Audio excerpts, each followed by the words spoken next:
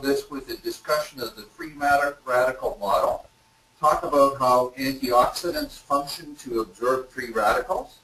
Then we're going to identify the epidermal antioxidants which are active. And from that, we're going to talk about a study hypothesis that which I have been working on in the last 8 years. So particularly, we're going to focus on the treatment of and results of treatment of photoaging, non-melanoma skin cancer, and as a new photoprotection model. So the first thing I want to talk about is something that's an absolutely fascinating experiment that many of you probably know.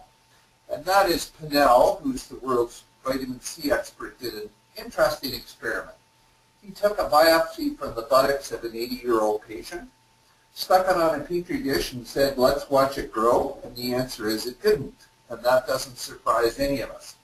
So then in the other petri dish, he put skin from a newborn foreskin, and he saw, sure enough, it grows exuberantly. So the brilliance of the experiment is that he then took the 80-year-old buttock skin, added vitamin C, and saw that in fact what happened is it grew more collagen than the newborn skin. So what that tells us is that collagen growth is an inducible phenomenon, and it's the basis of most of the things that we try and do in dermatology these days, and that is to grow collagen to produce permanent repair. So now we're going to go and talk about the free radical. So what's happened in free radicals is, for years and years, approximately 30 years, we were very focused on the effect of UVB, producing skin cancer, etc. And what we've discovered is that's not an adequate explanation. So the new explanation for what's happening is the release of free radicals. So what we know is in the free radical model, one photon of light striking the skin produces a chemical reaction which releases one free radical. Antioxidants, which normally occur in skin, absorb free radicals. So if we look and see what are the epidermal antioxidants that are available to us, that'll be on the next slide. Sorry, keep going. Next slide. And one more slide. So the epidermal antioxidants which naturally occur are first vitamin A, which is retinoyl palmitate, vitamin C, and vitamin E. So all three vitamins. And if you look and see where are these active, where in the cell do these exert their effect, and vitamin A is in the nucleus, vitamin C is in the aqueous phase of the cell, and vitamin E occurs on the cell membrane. So what we're trying to do is to enhance inherent levels of antioxidants to increase protection. So the first thing you have to do to look at is to say, what happens when you apply these molecules, and how can you choose a form of the molecule which is the most absorbable? So here are the sort of general rules. Vitamin A, retinoyl palmitate, occurs as 1 to 2%. Vitamin C is a very important molecule, and it has very specific requirements. That is, that it be presented in an acid pH. It must be in the L form. So you remember your chemistry, there's D and L. So if you provide pure L, that's the one which is physiologically active. And the maximum strength or the maximum effect occurs at a vitamin C of 20% concentration. The third one is vitamin E. Burke recently has identified that the active molecule of vitamin E is the alpha tocopherol. If you use mixed tocopherols, which is the usual finding in almost every other single product in the world, what it is 16 different molecules. So by using a pure molecule, you markedly reduce the inherent inhibition that occurs with multiple different forms. So if we look at saying, okay, let's take vitamin A, retinoyl palmitate 1 or 2%, and it results in a 100-fold increase in the concentration of retinoyl palmitate in the epidermis. If you apply vitamin C, it increases the stores by 40 times. If you apply topical vitamin E, it increases the stores 10 times. So what that says is skin loves vitamins. So what we've done is we took this basic information and said, okay, what happens if we present 3 antioxidants at once? So as you know, there are a whole world of experts on vitamin A and retin A. There's a world of experts on vitamin C and vitamin E. So what we did is said, okay, let's supplement all 3 at once. And we did it in 3 different ways. The first is that we looked at its effect in treatment of photoaging. The second is we looked at the frequency of actinic keratoses and malignancies. And the third is we looked at it as a photoprotective agent.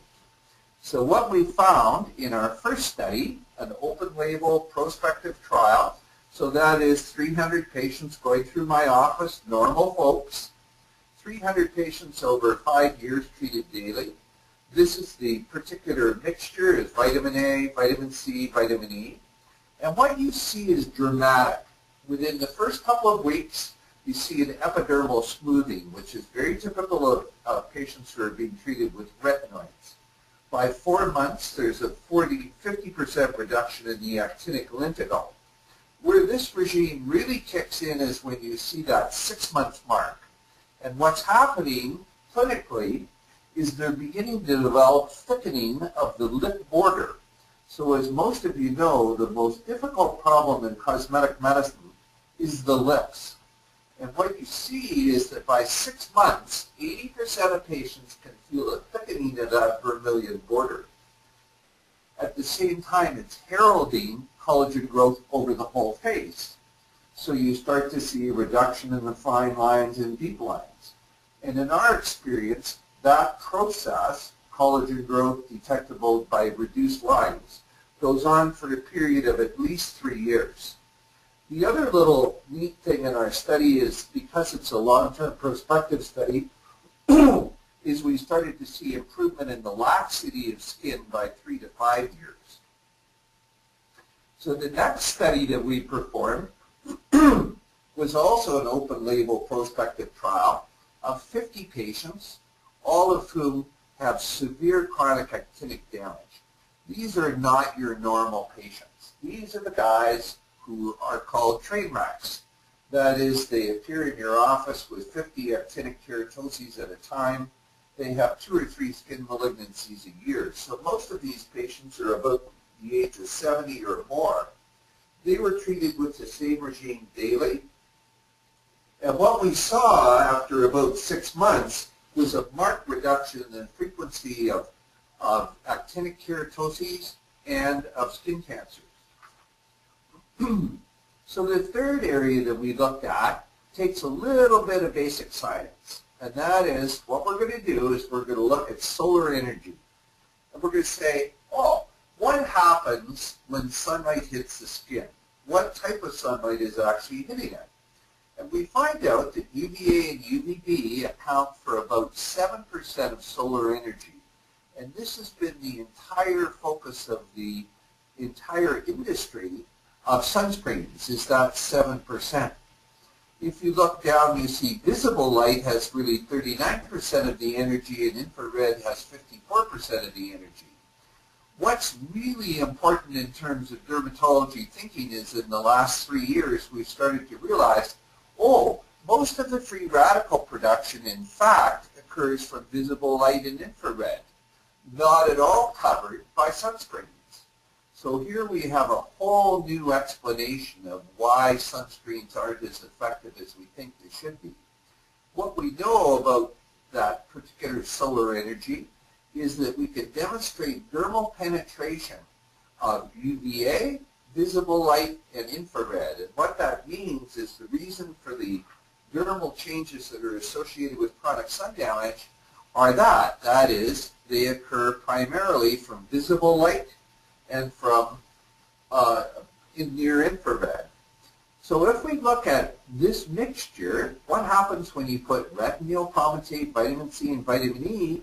Absolutely fascinating. About 3 years ago, Surratt described the fact that vitamin A, naturally occurring molecule in the epidermis, retinol palmitate, in fact, is a sun filter. It's very much like melanin. So here's the missing ingredient. That is, this is the way skin naturally protects itself. So if you rate it, in his study,